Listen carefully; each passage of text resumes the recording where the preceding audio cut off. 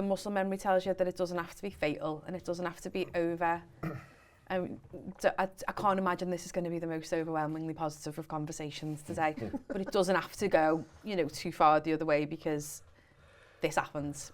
This happens, and it's always just that bit easier to take when you're just well beaten and you come up against like a really sound, really good team.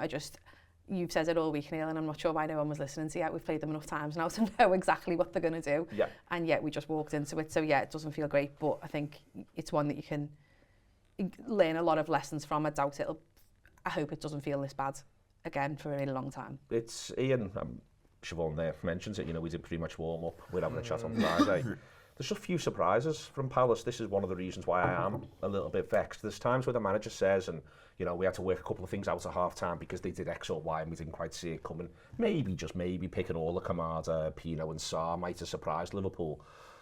The fact that they focused as much as they did on their left and our right, maybe might have surprised Liverpool, but ultimately there's just not that many surprises, and that's one of the reasons why seeing them be so poor for the first half is so disappointing. Yeah, no, I would agree. And I think, the three lads you've mentioned there was some talk about maybe fitness playing a part and maybe they wouldn't all start, but obviously they do. And yeah, I think he's obviously tried to do something a little bit different to counter the problem of playing against the back three. And you've been quite front foot about it, Phil, where you've said we've struggled recently against back three. So he's done something different. But what he does, I think, took most people by surprise, because I didn't expect him to go with the lineup he went with. I thought Gakpo would definitely play. I'm not saying Gakpo had a great start to the season, but given he doesn't play in midweek, I thought he'd almost certainly start. But he goes for this kind of boxy midfield, which just feels like it plays massively into Crystal Palace's hands. So when I'm thinking about a back three, I'm thinking about, well, you want to be trying to get in behind the wing back if you can, or you get in behind, or in between the wing back and the centre half, the wider centre half. That's where you're going to get maybe a little bit of joy. And you got the midfield runners then trying to take advantage.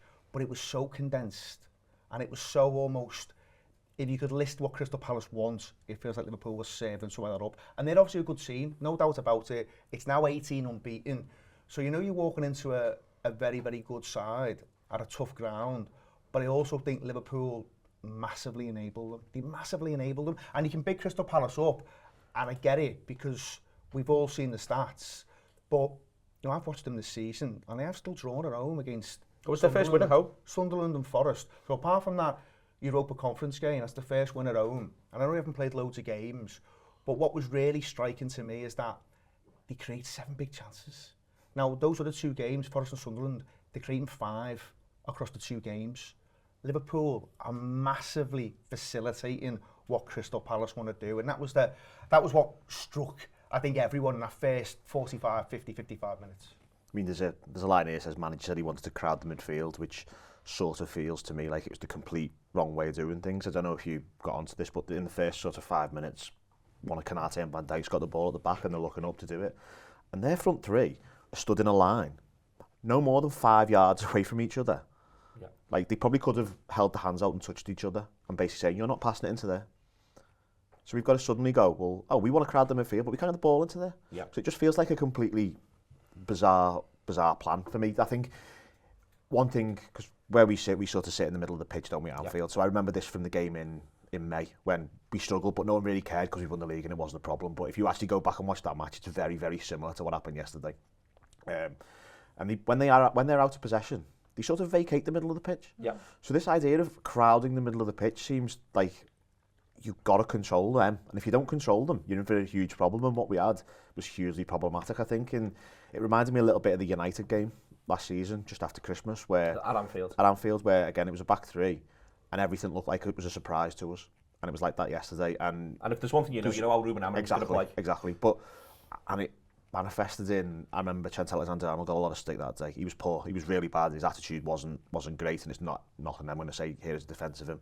But what happened was 3 men ran at him, and he's got no answer to it. And he's looking up going, what am I supposed to do here? And it was exactly the same with Bradley yesterday in terms of when they got the ball, they would focus on that and we wouldn't be there. Maybe it's because we've done this crowd the midfield thing and there was no one there to support him. There was no Salah pushing back on him. But it just felt like to me that we were either ill-prepared or we'd prepared in a manner which was just completely wrong. And it felt like we abandoned it at half-time, I thought, anyway. It's about, I mean, so go back to that Fulham game, Phil, in terms of meaningful matches, you know, that day they go 1-0 up, Liverpool, and they're the better side for 20 minutes, and then suddenly Fulham gets something breaks their way, they get the goal, and they're very much in their elements going into half-time. That's a really good first half from Fulham, you know, and you've got to accept that. But Liverpool in that half had bits that went their way. The difficulty with the Palace first half is, I think you can argue, there's maybe 10-15 minutes after the half-hour mark where Liverpool play the way they want to play, but at 0-0. Yeah. But it's not 0-0, they're 1-0 down. And they're still trying to do what would have looked great if it was 0-0, but they're 1-0 down. And I'm sort of all right with that in a way, in that you got to see what it was meant to look like. But what wasn't going to happen was they weren't going to be creating chance after chance against Palace. That wasn't the plan. They're doing what the plan is for that period. And as I say, I'm sort of all right with it. But the ball's just moving so slowly. Yeah. And that changes second half in a big way. You know, and I think you've got to give Liverpool some credit for that. But that first half is about as poor as I can remember us playing for a long, long time. Yeah, it was slow and passive, wasn't it? And they were getting into a position where they could possibly play an aggressive ball and maybe do something, but they were like, well, we can't. I don't really want to lose the ball because they keep creating chances. Yeah. Like, it was almost a bit like, it reminds me a bit of that 7-2 against Aston Villa, just with a good goalkeeper. Yeah. Whereby you're like, have they had a shot again? How has this happened again? And it was, they'd break the lines and you'd be like, what? How are we in this position? And we didn't really have an outball, in terms of, because Isak didn't get a great deal of space because they're playing three centre-backs. We didn't really get anyone near him.